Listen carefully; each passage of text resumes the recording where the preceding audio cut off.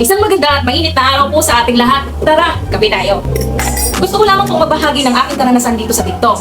So from 307 na followers ay pumalo na siya ngayong araw sa 900 plus na followers. Siyempre, naintriga tayo doon. Paano nga ba natin na-reach yung 900 plus na followers na yon? So balik tayo doon sa pagiging isang simple at walang kapaki-pakialam na TikTok owner.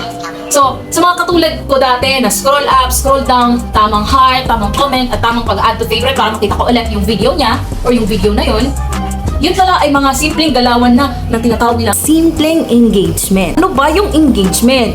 At meron tayong nababasa sa mga comment section na proper engagement, engagement is the key, at meron din silang tinatawag na organic engagement. Yung pagpa-follow sa TikTok creator na yun or sa may-ari ng TikTok, pagpa-follow, heart, comment, add to favorite, at pag-share. Sa mga naniwala, nag-follow, at finalo back din natin. Maraming salamat po sa mga tiwala na ibinigay ninyo sa atin dito sa TikTok. So, keep up the good work and naniniwala tayo na kapag may sipag, na kapag sinisipagan mong isang bagay at may ginagawa ka para gawin ang pangarap mo at kasama ng pagdarasal at naniniwala sa Diyos, naniniwala ko na balang araw ay walang imposible sa pangarap mo. Kaya yun lang, maraming salamat at magandang araw.